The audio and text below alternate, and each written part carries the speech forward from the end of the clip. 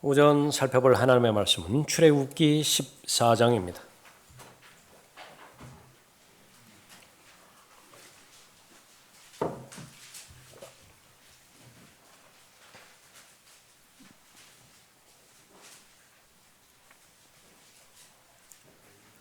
(14장이라고) 그랬습니까? 17장입니다. 17장.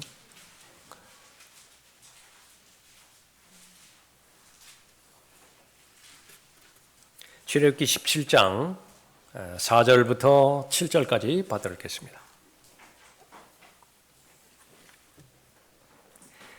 모세가 주께 부르짖어 말하기를 내가 이 백성들에게 어떻게 하리이까? 그들이 곧 내게 돌을 던지려고 하나이다 하니. 17장 4절입니다. 5절에 주께서 모세에게 말씀하시기를 백성 앞을 지나가서 이스라엘의 장로들을 데리고 강을 쳤던 네 막대기를 손에 잡고 가라. 보라, 내가 거기 호렙에 있는 반석 위에서 내 앞에 서리니 너는 그 반석을 치라. 그러면 그곳에서 물이 나오리니 백성이 마시리라 하시니. 모세가 이스라엘의 장로들 앞에서 그렇게 행하니라. 그가 그곳의 이름을 마사와 무리바라 불렸으니 이는 이스라엘 자손이 다투었기 때문이요, 이는 그들이 주를 시험하여 말하기를 주께서 우리 가운데 계신가 안 계신가 하였기 때문이라. 기도하겠습니다. 아버지 하나님, 주님께서 베풀어 주신 이 은혜의 자리에 믿음으로 나오는 하나님의 자녀들을 통해서 구원해 주신 구원을 감사하게 주님 앞에 피명해 드리었고, 늘 저희들을 보호해 주시는 하나님의 은혜를 감사를 드렸습니다. 이제 선포되는 말씀을 통하여 각 개개인에게 살아계신 하나님께서 또 영으로 계신 하나님께서 일일이 말씀해 주실 텐데 그 말씀을 잘 깨닫고 자신의 믿음과 결합시킴으로 자신의 구체적인 영역에서 하나님의 진리의 말씀의 능력을 모두 경험할 수 있도록 인도해 주시길 간구를 드립니다. 더욱더 하나님을 사랑하는 성도들 되도록 인도해 주십시오. 더욱더 믿음의 깊이가 깊어지고 더 기도의 삶이, 말씀의 삶이 더 풍요롭고 풍성해질 수 있도록 복 주시길 원합니다. 저를 주님 영으로 충만하게 채워주시며 악의 세력이 이 시간 공격하지 못하도록 보호해 주십시오. 주 예수 그리스도의 이름으로 기도드렸습니다. 아멘. 자, 목마름을 해결하려면이라고 하는 제목으로 말씀드리겠습니다.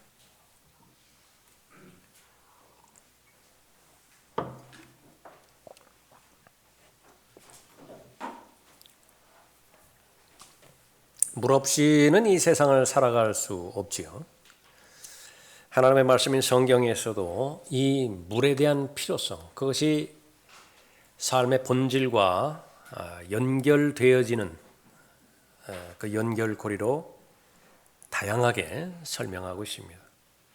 시편 42편에서는요, 물을 찾아 헤매지 못하는, 물을 찾아 발견하지 못하는 헤매는 숫사슴 비유해서 말씀하고 있습니다. 숫사슴이 시냇물을 갈망하는 것 같이 오 하나님이여, 내 혼도 그처럼 주를 갈망하나이다. 내 혼이 하나님 곧 살아계신 하나님을 갈망하오니 내가 언제 나아가서 하나님 앞에 서겠나이까. 목마름의 그 필요성을 주신 것, 그것은 하나님을 찾게 하기 위함입니다. 첫 번째, 사람의 범죄로 인해서 타락한 모든 죄인의 습성은요, 하나님으로부터 멀어지려고 하는 속성이 있는 것이고, 하나님 없이 자기 힘으로, 더 구체적으로 말하면 종교의 힘으로 이 세상을 살아보려고 애쓰는 것입니다. 그러나 시편 42편 1절 2절에 있는 것처럼 문제는 살아계신 하나님이에요. 죽은 조물주가 아니라, 또 다른 예수가 아니라 정말로 살아계신 하나님을 만나고자 하는 마음의 갈급함이 있는 것인가, 그것을 목마름에 비유해서 말씀하고 있습니다.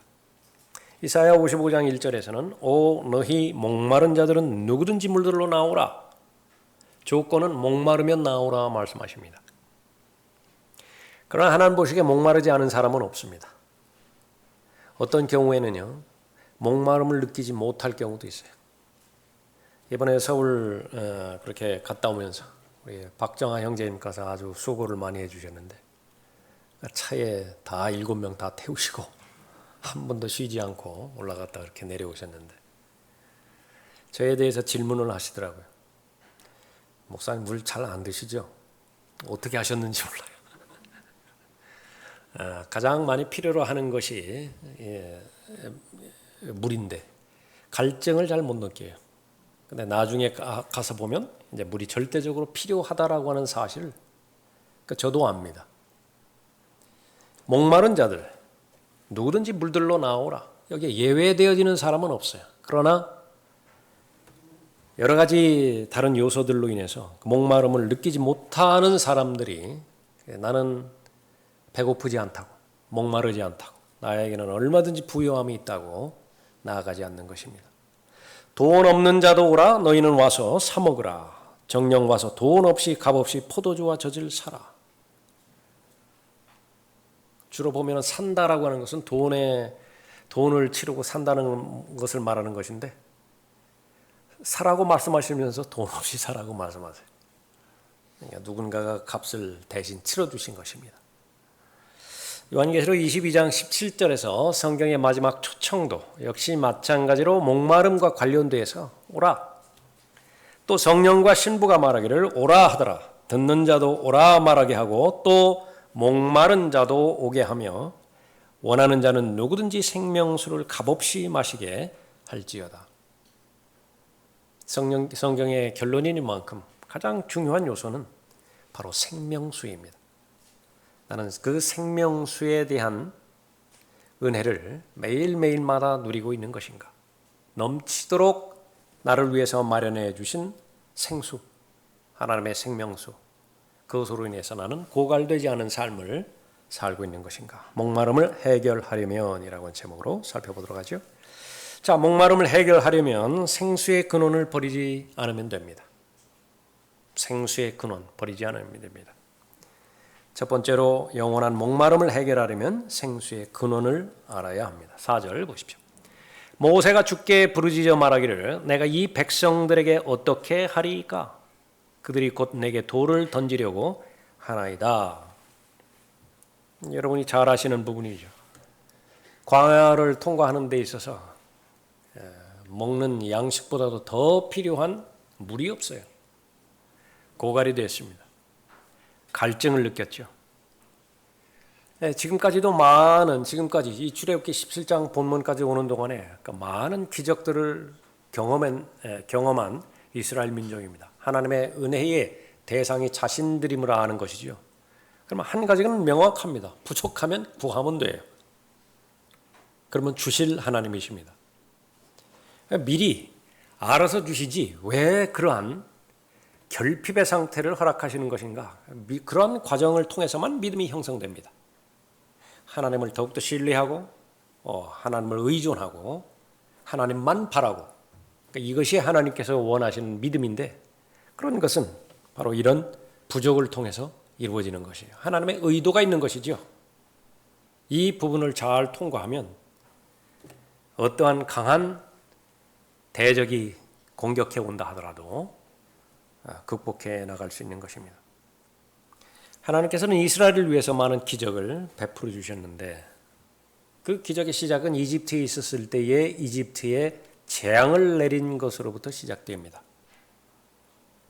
모세에게 막대기가 하나 들려져 있는데 그 막대기로 물을 치라고 말씀하십니다. 그 물이 시뻘건 피로 다 변해버렸습니다. 그 막대기를 앞으로 뻗으라고 말씀하시죠. 온갖 재앙이 다 이집트에 내려지는 것이죠. 심판의 막대기입니다. 그러나 동시에 똑같은 막대기가 이스라엘 백성에게는 은혜의 막대기예요. 구원의 막대기고 또 구출의 막대기인 것입니다. 광야에서 양식이 떨어지게 만듭니다.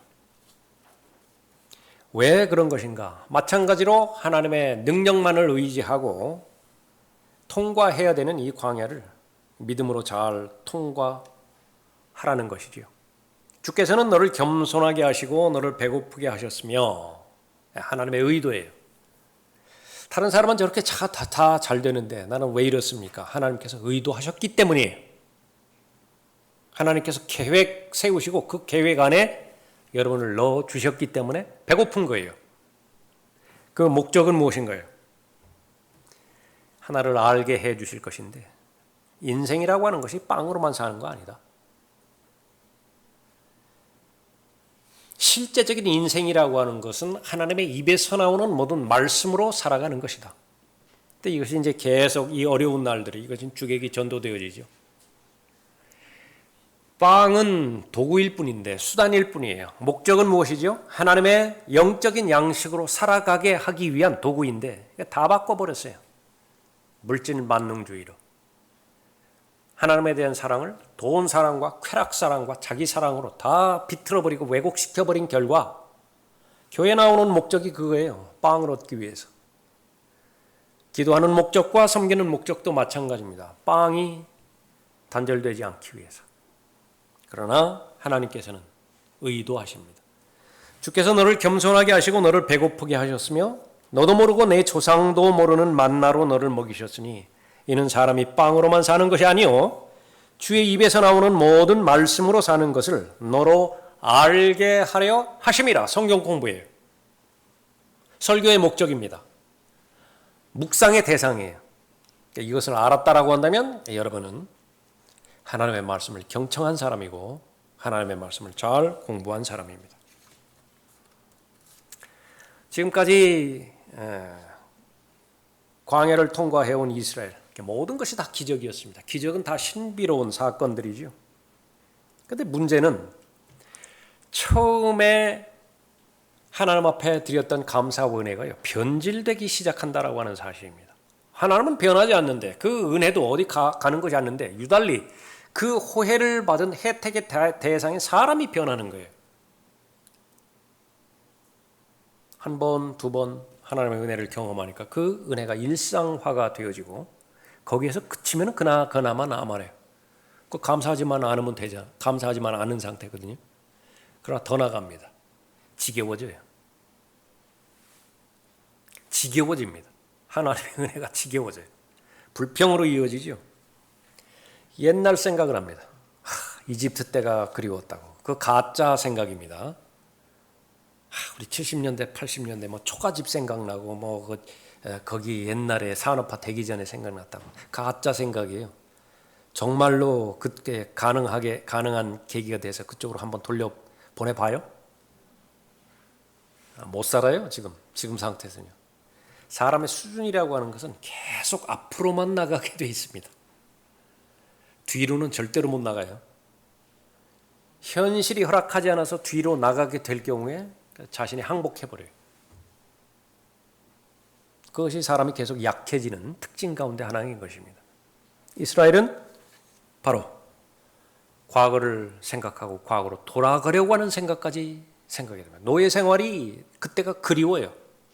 그때 먹던 음식들이요, 지금 생각이 나는 것입니다. 만나는 아주 지겨워져 버렸습니다.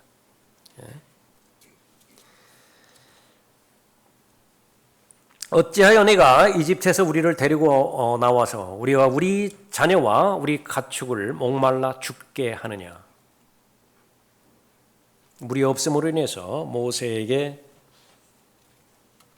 대든 그런 그 상황이죠. 영원한 목마름을 해결하면 생수의 근원을 알아야 되는데 생수의 근원이 언제 어떤 상태에서 이루어진 것인가? 가장 열악한 상태에서 하나님의 은혜를 받아들일 수 없는 상황 가운데서 이스라엘 백성에게 생수가 내려지는 것입니다.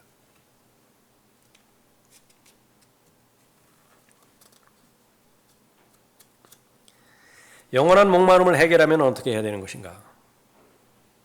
생수의 근원을 버리지 않았는데, 두 번째로 이 영원한 목마름을 해결하기 위해서 생수의 근원이 심판받았다는 사실을 알아야 되는 것입니다. 5절을 보십시오. 주께서 모세에게 말씀하시기를 백성 앞을 지나가서 이스라엘의 장로들을 데리고 강을 쳤던 네 막대기를 손에 잡고 가라. 보라, 내가 거기 호렙에 있는 반석 위에서 내 앞에 서리니 너는 그 반석을 치라. 잘 한번 보십시오. 하나님께서 어디에 서신다고요? 반석에 서신다 말씀하십니다. 내 앞에 서리니, 반석 위에서 내 앞에 서리니 너는 그 반석을 치라. 그러면 그곳에서 물이 나오리니 백성이 마시리라 하시니 모세가 이스라엘의 장로들 앞에서 그렇게 행하니라. 지금까지 기적을 일으키시고 인도해 주신 모든 방법들도 그렇게 이해되지 않는 그런 방법들이었지만 이번만큼은 가장 이해가 안 돼요. 물을 얻는다라고 하는 것은 그냥 평범한 방식으로 본다라고 하면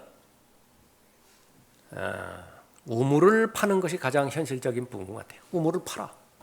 그러면 물이 나오겠죠. 아니면 먹구름들을 이렇게 모으셔서 그래서 비를 내리게 하신다든지 그러면 이제 물이 나오는 거 아니겠어요? 비가 물을 취하게 되는 것입니다. 그런데 이것은 전혀 어울리지 않아요. 반석과 물. 큰 돌덩어리인데 그 돌덩어리에서 어떻게 물이 나오는 것이냐. 그런데 하나님의 방법입니다. 다른 방법을 취하지 말고 반석을 치라. 그러면 물이 나올 것이다. 이 반석은 이제 신약 성경의 본문을 통해서 예수 그리스도셨다라고 하는 사실을 우리가 아는 것이죠. 이는 그들이 따랐던 그 영적 반석에서 나오는 것을 마셨으며 그 반석은 그리스도이셨습니다. 고린도전서 10장 4절 말씀입니다. 반석을 쳤을 때 반석이 깨졌겠죠. 반석이 터졌겠죠. 그 가운데서 이제 물이 나온 것입니다. 콸콸콸콸 넘쳤지요. 샘물을 이루고 강을 이루었을 것이에요. 200만 명, 250만 명, 300만 명 해당되어지는 사람들을 다 갈증을 해소하고요. 거기에 가축까지 있다고요. 가축까지도. 모든 갈증을 다 해결하기 위해서 엄청난 양의 물이 나왔을 것입니다. 이 기적적인 사건, 바로 예수 그리스도의 고난과 연결이 되어 있다라고 고린도전서 10장 1절부터 4절까지 언급하고 있습니다. 반석은 그리스도셨고 그 반석이 터진 것은, 깨진 것은 바로 그리스도의 고난이었습니다.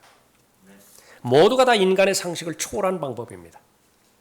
인간은 계산내지 못한 방법입니다. 성령에 의하지 않고서는 또 예수 그리스도를 통하지 않고서는 하나님께서 이 악한 현 세상에 어떻게 하나님의 생명인 영생을 주실 것이냐 사람들은 이해가 되어지지 않습니다. 그것이 자연인이에요. 자연인은 하나님의 일들을 받아들이지 않습니다. 이해도 되지 않습니다. 믿을 수가 없겠죠. 예수 그리스도를 통하여 영원한 생명이 모든 죄인에게 전달될 텐데 그 예수 그리스도는 이 지상에 내려오는 그 순간부터 사람의 기대와 사람의 기준을 훨씬 더 벗어납니다. 보라 세상 죄를 제거하는 하나님의 어린 양이라. 그것이 예수님의 실체였는데 하나님의 어린 양은 죽기 위해서 오신 분이라는 말이죠. 그런데 무명으로 오셨습니다. 세상에 알려지질 않아요. 베들레헴 마을 구유에서 그렇게 출생하시고요. 사람들이 아무리 평가를 한다 하더라도 그 나사렛이라고 하는 그런 동네, 그것은 어떤 선한 것도 나올 수 없는 부분인데 거기에서 거의 대부분의 삶을 다 보내십니다. 유아기, 청년기 물론이고 공생애를 시작하시기 전까지 그렇게 다 보내시는 것이죠. 보기에도 뛰어난 탁월한 그런 모습이 없습니다. 우리의 전한 것을 누가 믿었으며 이사야 53장 1절인데요. 미리 예고하시는 것입니다. 예수님 출생하기 전에 앞으로 하나님의 어린 양이 오게 될 텐데 그것을 수많은 선지자들이 계속해서 구약 성경을 통해서 아니면 예수님 당시에 오셨을 때 침례 요한으로 대표되는 사람을 통해서 전파하지만 사람들이 알아보지를 못해요. 인정하지를 않는 것입니다. 왜냐하면 사람의 기준에서는 벗어났어요. 저런 사람으로부터 구원이 나올 수 있는 것이냐, 하나님의 생명이 전달되어질 수 있는 것이냐, 차라리 다른 사람을 찾는 것이 나아요. 우리의 전한 것을 누가 믿었으며 주의 팔이 누구에게 나타나느냐? 이는 그가 그 앞에서 연한 싹 같고, 연한 싹, 막 갓 올라오는 싹 있죠? 손가락 2개만으로 이렇게 딱 문지르면 없어져 버리는 거예요. 그 말이라고요. 약한 존재죠. 연한 싹 같고 마른 땅에서 나온 뿌리같이 자랄 것이며, 습기가 아주 많고 물이 풍성한 상태에서 그 뿌리가 그 수분을 섭취해야 되는데, 마른 땅에서요. 말라 비틀어진 땅에서 나온 뿌리, 얼마나 보잘것없습니까? 뻗어가봐야 얼마나 뻗어가겠어요? 그는 모양도 우아함도 없으시니 우리가 볼 때에 그를 흠모할 아름다움도 없습니다. 지금까지 예수 그리스도를 그린다고 해서 만든 초상화 다 가짜예요. 그럼 그것이 진정성이 있기 위해서는 어떻게 됩니까? 성경적인 백업을 받아야 되는데 볼품 없어야 돼요. 아름다운 면이 없어요.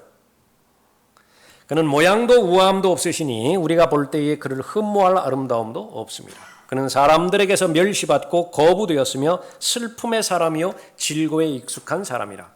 우리가 우리의 얼굴을 그로부터 숨긴 것 같이 그는 멸시받았고 우리는 그를 존중하지 아니하였도다. 그렇게 일생을 사시고 기록된 성경대로 다 이루었다 말씀하시면서 구속 사역을 다 완성하셨죠. 성경의 예언대로 셋째 날에 부활하셨습니다. 그리고 선포하셨죠.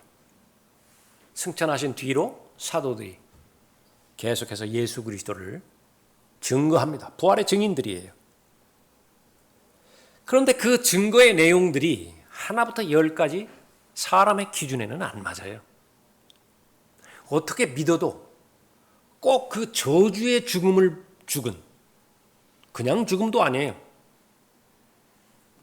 나무에 달린 자마다 저주받은 죽음이라고 말씀하셨던 것처럼 저주를 받은 죽음이라. 그 십자가의 형벌이라고 하는 것은 이 로마의 웅변가 세네카가 말했듯이 로마 시민이라고 한다면 십자가는 마음의 상상에서도 허락해서는 안 된다.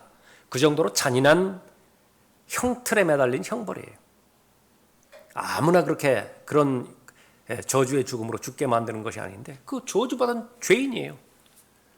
로마의 기준에서도 그러한 죽음을 죽었고 또 유대의 법에 의해서도 그건 저주받았다고, 하나님의 저주를 받아서 죽은 죽음이었는데 그 예수 그리스도를 믿으라는 거예요. 그러면 영생을 얻을 것이고, 그러면 영원한 정죄를 받지 않는다는 것이죠. 둘째 사망에서 생명으로 옮겨질 수 있다라고 하는 것입니다. 그걸 아무도 받아들일 수가 없습니다. 이 지혜는 이 세상의 통치자들 가운데서는 아무도 몰랐노라.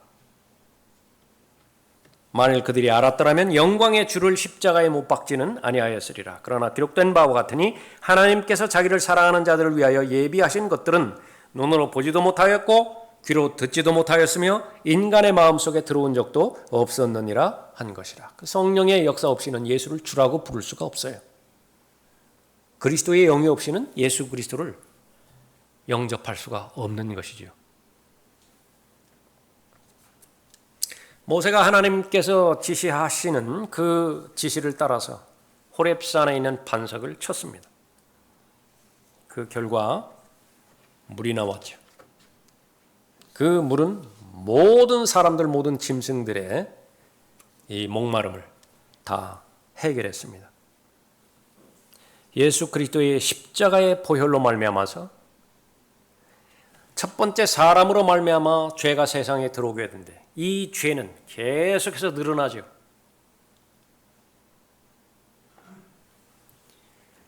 그 전에는 죄를 짓기 위해서는 어디를 가야 됐다고요. 그 전에는 죄를 짓기 위해서 굳은 결심을 해야 됐습니다. 그러나 이제는 달라요. 내가 있는 곳이 죄 지을 환경입니다. 그 모든 죄들을 다 해결할 수 있는 하나님의 능력, 죄들을 해결할 수 있는 것은 하나님의 피밖에 없는 것인데 그 보혈이에요. 예수 그리스도의 보혈이 십자가에서 달려 돌아가셨을 때에 그 당시에만 십자가 밑으로 흐른 것이 아니라 예수 그리스도에서 그 보혈을 가지고 하나님께서 계시는 셋째 하늘로 올라가셔서 그 피를 지성소에 바치셨을 때 우주 전체가 다 물든 것입니다. 핏빛으로 다 물들은 것이라고요. 그러니까 성경은 그것을 말하는 것이에요. 인간의 죄뿐만 아니라 짐승의 저주도 풀어주고 이 땅에 내린 저주도 다 풀어줬을 뿐만 아니라 첫째 하늘 둘째 하늘 온 우주에 해당되는 모든 악한 요소들이 십자가를 통해서 다 해결된 것입니다. 바위는 터졌고 쪼개진 그 바위 사이에서 생명수가 쏟아졌을 때 그것은 바로 예수 그리스도를 가리키는 것이었습니다. 요한복음 4장에서 사마리아에서 한 여인을 만나죠. 물에 대해서 말씀하십니다. 그 여인에게 말씀하는 것이죠. 이 물을 마시는 사람은 누구든지 다시 목마르려니와 내일 또 다시 와야 되죠. 오늘 물을 길러 갔다 하더라도 그것은 하루치예요. 내일 또 다시 와야 된다고요. 내가 주는 물을 마시는 사람은 누구든지 영원히 목마르지 아니하리라. 그러나 내가 그에게 주는 물은 그 사람 안에서 영원한 생명으로 솟아오르는 샘물이 되리라. 샘의 근원이 되는 거예요. 이 생수는 무엇을 가리키는 것인가? 예수 그리스도의 죽으심과 부활을 근거로 해서 우리에게 오실 성령을 가리키는 것이었습니다.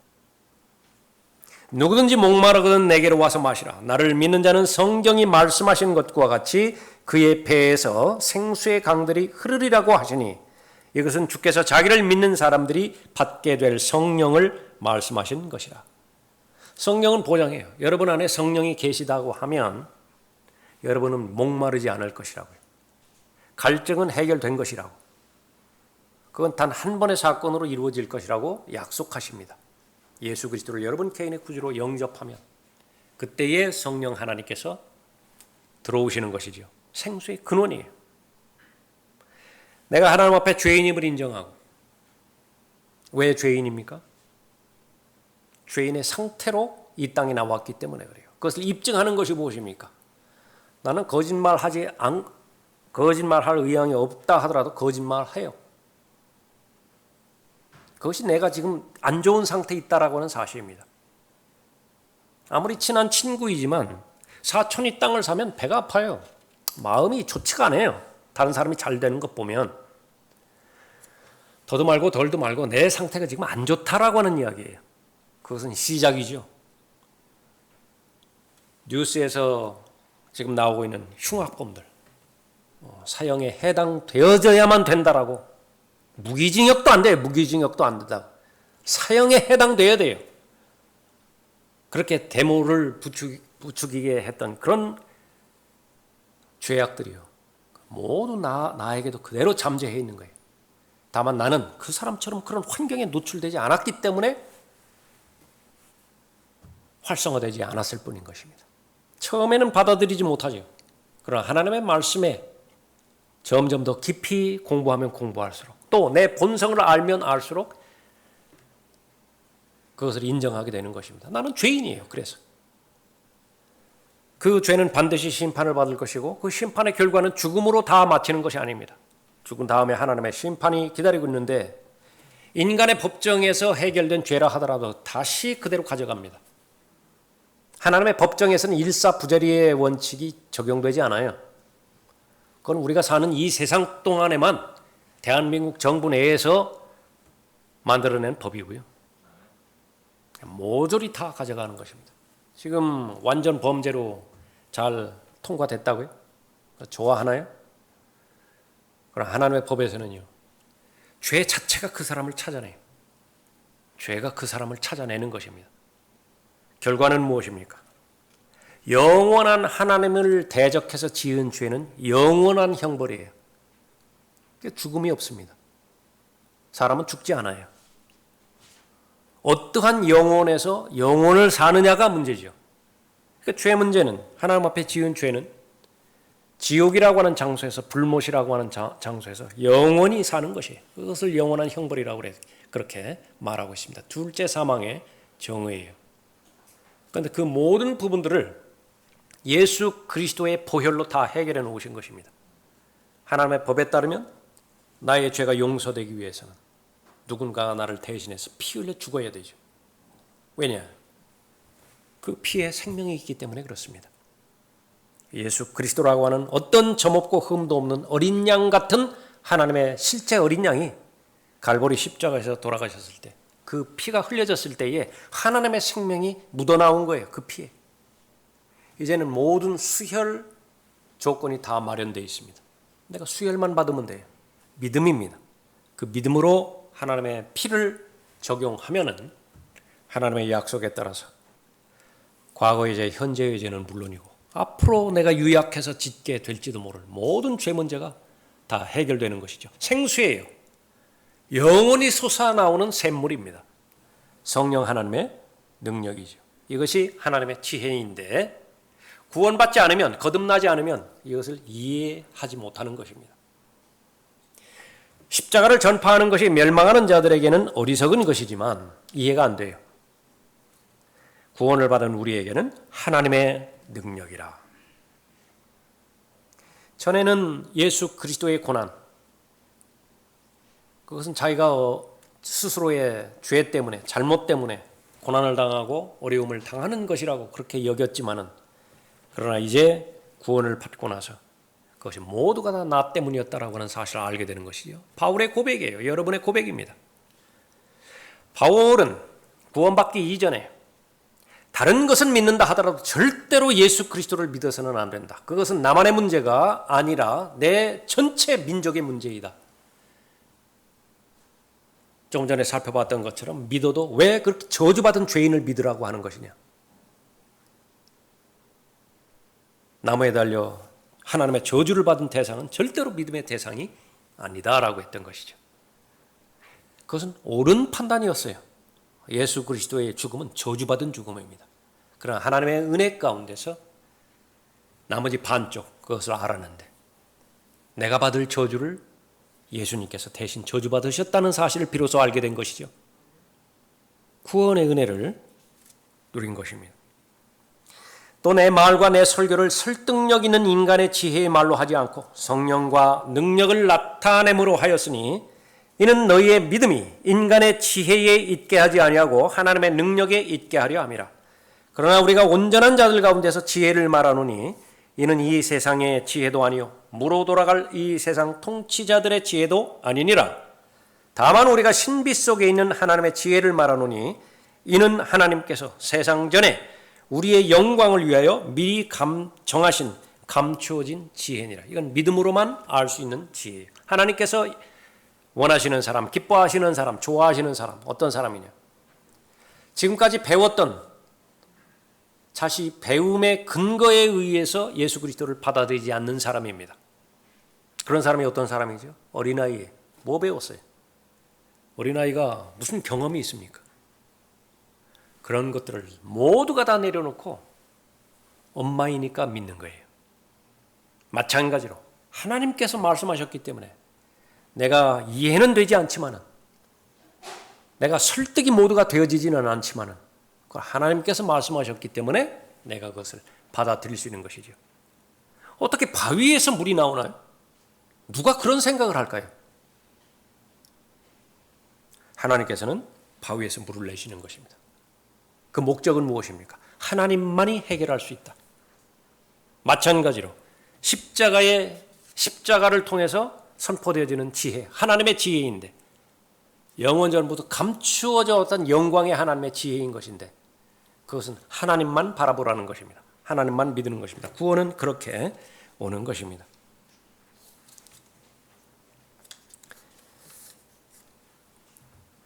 막대기로 얻어맞은 그 반석에서 물을 내리셨듯이 그 막대기로 얻어맞은 예수님, 그 몸이 다 찢겨지셨죠. 하나님의 진노의 잔을 마시셨던 것입니다. 모세가 광야에서 뱀을 들어올린 것 같이 인자도 그렇게 들어올려져야만 하리니 이는 그를 믿는 사람은 누구든지 멸망하지 않고 영생을 얻게 하려 하심이라. 불신으로 인해서 불뱀들을 보내셨죠. 물으면 그 즉시로 퉁퉁 부어가지고 죽어요. 어떻게 하면 여기에서 해독을 할 수 있는 것인가? 그 옆에 있는 뭐 그렇게 많지는 않지만 무슨 특정한 풀 잎사귀를 가져다가 뭐 이렇게 갈아가지고 거기에 상처에 붙이라든지, 그러면은 설득력이 있을 것 같다고요. 장대에다가 놋뱀 형태를 만들어 놓고 그 위를 바라보라는 것이에요. 무슨 연관이 있나요? 해독하는 것과 그 꼭대기 장대를 바라보는 것과 무슨 관계가 있어요? 다 배제시키는 것입니다. 인간적인 사고체제, 기준 다 배제시키고 하나님 한 분만 바라보라는 것이에요. 하나님께서 말씀하신 것만 믿음의 대상으로 보라는 것입니다. 실제로 바라봤죠. 낫더라 그 말이에요. 경험한 자만 알 수 있습니다. 아무리 그렇게 구원의 길, 치유의 길을 마련해 주셨어도 나는 내 상식 가지고서는, 내 기준 가지고서는, 내 지금까지 살아온 내 경험 가지고서는 그걸 믿을 수 없다. 그러면 자신의 죄 가운데서 죽어갈 수밖에 없는 것입니다. 그것을 근거로 해서 하나님의 사랑을 말씀하십니다. 독생자를 주신 거예요. 이는 그를 믿는 사람은 누구든지 멸망하지 않고 영생을 얻게 하려 하심이라. 멸망하지 않고 속죄사역입니다. 영생을 얻게 하려 하심이라. 생수를 주시는 거예요.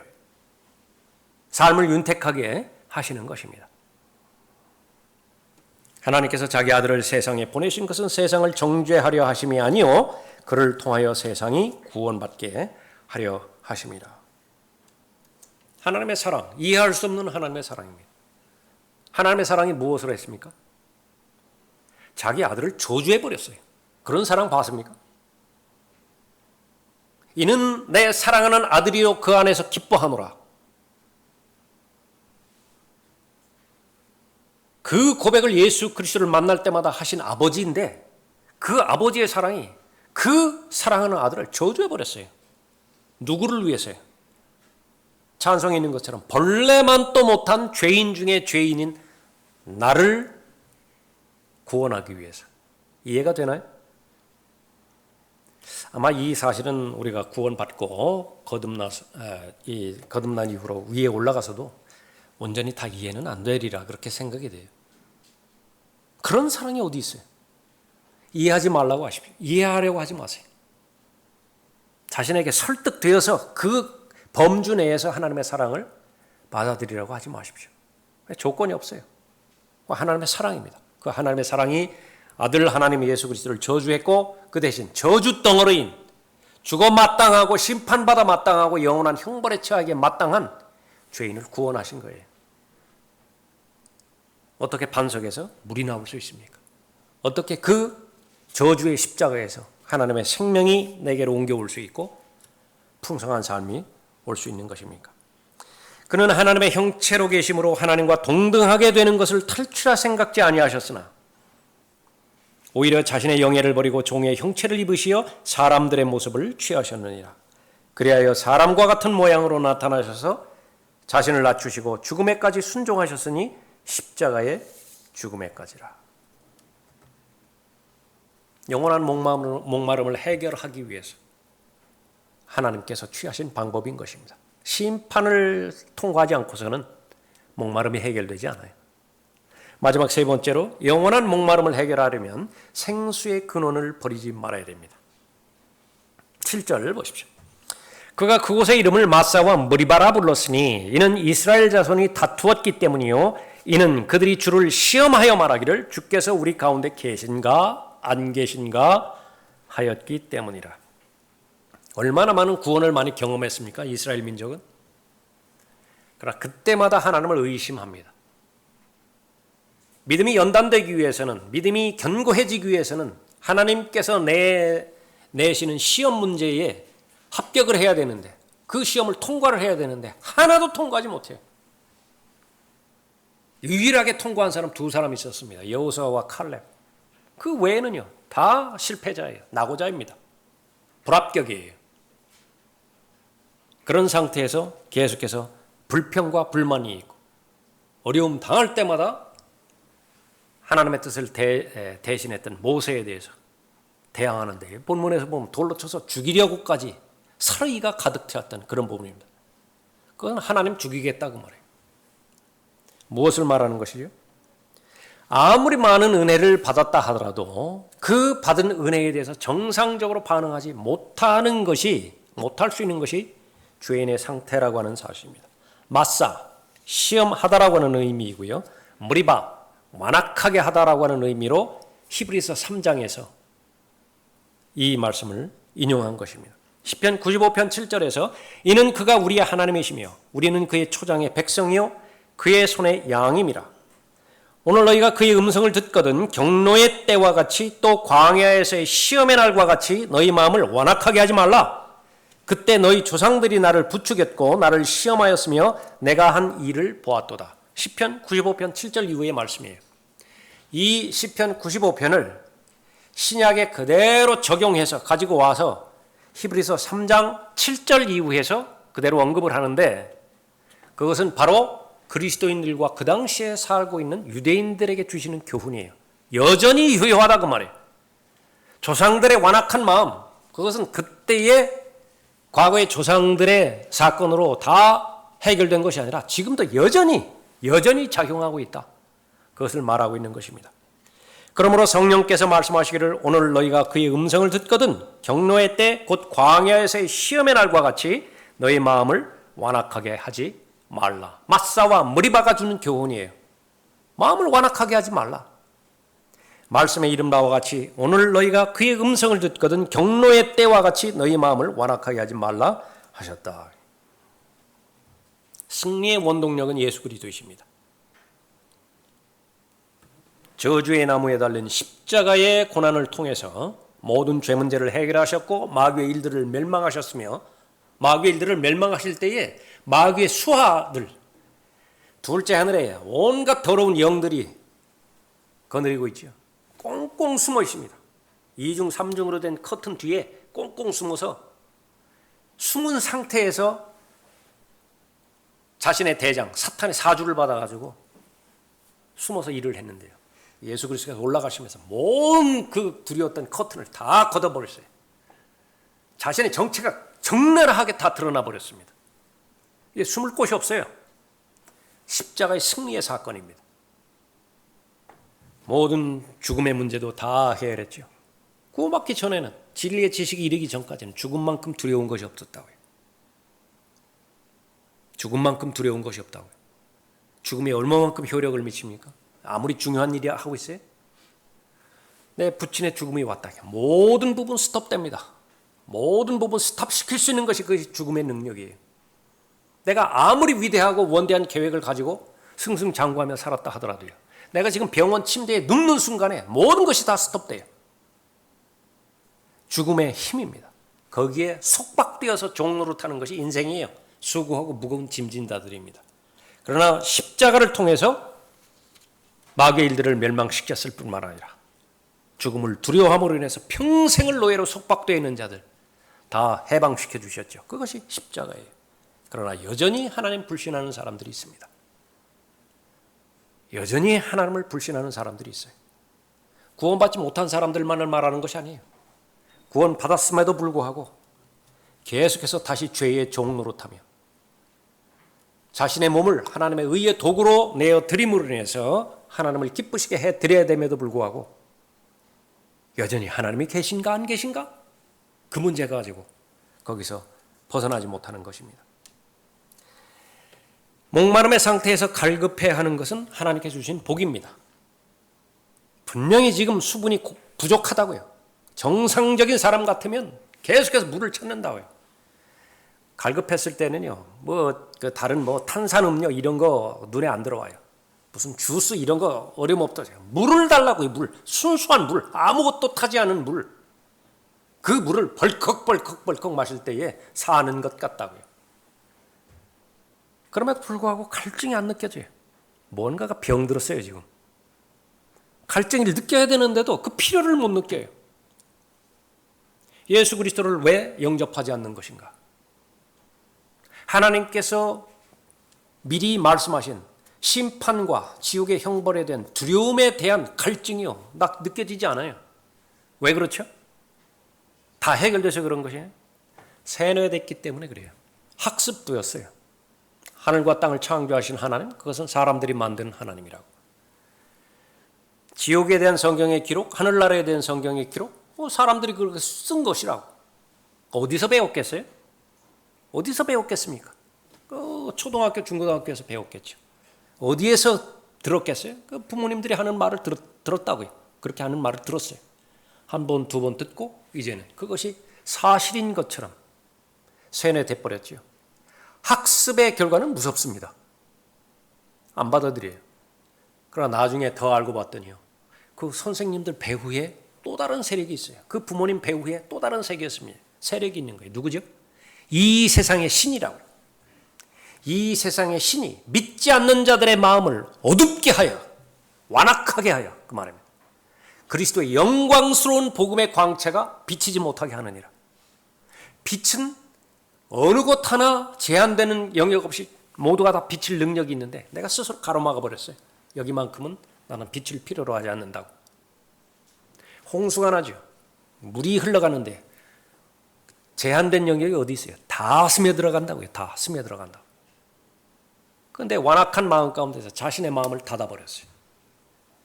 하나님의 능력은 하나님의 은혜의 힘이라고 하는 것은 모든 죄인을 다 구원할 수 있습니다. 구원받은 하나님의 자녀들이 끊임없이 매일매일마다 솟아나는 생수의 능력으로 말미암아서 누리는 삶, 즐거워하는 삶, 감격스러운 삶을 살 수 있도록 했는데 수도꼭지를 꽁꽁 틀어막아놓은 거예요. 그러고 나서 겨우 쫄라는 거, 한 방울 한 방울 떨어지는 거, 간헐적으로 떨어지는 거, 그거에만 만족하고 살아간다. 왜 그렇죠? 바빠요. 그 수도꼭지 틀고 충분하게 채우는데 거기에 시간을 들이는데 바빠요. 이때에 모세와 이스라엘 자손들이 주께 이 노래를 노래하고 고하여 말씀드리기를 내가 주께 노래하리니 주께서 영광스럽게 승리하셨으며 말과 그 탄자를 바닷속에 빠뜨리셨습니다. 주는 나의 힘이여 노래시며 주는 나의 구원이 되셨도다. 주는 나의 하나님이시니 내가 주께 처소를 마련하겠으며 예비하겠으며 내 조상의 하나님이신 주를 드높이리로다. 출애굽기 15장 1절 2절 말씀이죠. 홍해를 건넜을 때요, 한 사람도 예외 없이 이 엄청난 축제에 다 참여를 합니다. 자기가 동원할 수 있는 모든 수단을 다해서 하나님 높여드립니다. 목소리가 있어요? 소리 지릅니다. 거기다가 노래할 수 있습니다? 찬양을 해요. 손과 다리가 있습니까? 춤을 춰요. 표현할 수 있는 모든 부분들을 다 통원해서 홍해를 기적적으로 가르시고 마른 땅을 걷게 하셔서 오시고요. 그 뒤에 이집트 군대가 추락하죠. 다시 본래의 상태로 해서 수장시켜버리신 하나님의 놀라운 기적, 베풀어 주신 은혜에 대해서 한 사람도 이유 없이 모두 기뻐한다고요. 똑같은 대상이에요. 그 구원받은 이스라엘 백성이 마음을 완악하게 해서 모세를 향해서 돌로 쳐 죽이려고 한다. 무엇이라고 말해요? 하나님이 계신 거야, 안 계신 거야? 계시다가 온다면 지금 이게 무슨 상황이야? 그렇게 되지 말라는 것이죠. 절대로 그렇게 되지 말라는 것입니다. 하나님께서는 이스라엘이고 하나님의 자녀이고 믿음이 연단되기를 바라요. 그 믿음은 영원히 지속됩니다. 지금 사람이 먹는 빵, 그것은 오늘 하루 유지할 수 있는 양이면 충분해요. 그러나 무엇을 배우게 하기 위해서 그런 시험을 허락하셨고 고난을 허락하셨습니까? 무엇을 배우게 하기 위해서 목마르게 하셨고 배고프게 하셨어요? 사람이 빵으로만 사는 것이 아니라 하나님의 입에서 나오는 모든 말씀으로 사는 것을 알게 하려 할 목적으로 하셨어요. 문제는 완악한 마음입니다. 영원한 목마름을 해결하려면 생수의 근원을 버리지 않아야 돼요. 이스라엘의 죄는 에레미야 2장 13절에서 두 가지로 말씀하십니다. 이는 내 백성이 두 가지 악을 범하였음이니 즉 그들이 생수의 근원인 나를 버렸으며 또 물통들을 만든 것인데, 이건 본인들이 만들었어요. 하나님께서 만들어주신 물통이 아니에요. 깨진 물통일 수밖에 없죠. 무언가가 열심히 담는다고요. 담는 즉시로 새요. 밑 빠진 독이에요. 그 또 물통들을 만든 것인데 물을 저장하지 못할 깨진 물통이라. 생수 없이는 이 세상 살아갈 수 없습니다. 수사슴, 시냇물을 갈망하는 그 갈망함이 나에게 있는 것인가? 그러면 하나님 만나요. 예수 그리스도 갈보리 십자가에서 다 이루었다 말씀하신 구속사역, 그것이 매일매일마다 필요하죠. 십자가로부터 나오는 은혜의 능력 매일매일마다 필요합니다. 고갈됐습니까? 없습니까? 값없이 나오라. 무언가를 갖추어 놓은 다음에 나오라는 것이 아니에요. 그것은 세상 종교가 말하는 것이고 있는 그대로만 나오면 돼요. 저는 주님이 필요합니다. 하나님의 은혜와 하나님의 능력이 필요합니다. 제가 이러한 삶을 사는 것은 저를 구원해 주신 하나님의 기준에 부족합니다. 이러한 삶이나 살라고 하라고 예수님께서 자신의 생명을 내어놓지는 않았다고 저는 생각합니다. 나오면 돼요. 뭔가가 부족함이나 결핍함이 있다라고 한다면. 구원받지 못하셨습니까? 믿음으로 구원받으셔야 됩니다. 예수 그리스도께서는 그러한 목적으로 이 땅에 오셨어요. 여러분 구원받으셨습니까? 그렇다고 한다면 구원받은 삶에 합당한, 복음에 합당한 삶, 열매 맺는 삶, 풍요로운 삶이 보장되어 있죠. 그런 삶을 잘 살고 있다고 한다면 여러분은 생수의 근원을 버리지 않은 것이에요. 십자가의 원수로 하루하루를 살아가지 않는 것입니다. 여러분은 계속해서 십자가를 사랑하는 사람이고 십자가를 자랑하는 사람이고 십자가의 능력을 믿는 사람이죠. 그러나 이 하나님의 말씀의 원리에 비켜간 부분이 있습니까? 거리가 좀 떨어져 있는 부분이 있습니까? 돌아오라는 것입니다. 십자가로 돌아오라는 것입니다. 오늘 본문 말씀을 통해서 바로 목마름을 해결하기 위해서는 생수의 근원인 하나님께로 돌아가라고 우리들에게 교훈하고 계시죠. 하나님 앞에 감사드릴 내용 감사드리고 간구해야 될 내용, 숫사슴이 시냇물을 갈망하는 것처럼 사느냐 죽느냐의 문제죠. 그러한 마음의 중심에서 하나님 앞에 간구하는, 도움을 요청하는 여러분이 되시기 바랍니다. 기도하겠습니다.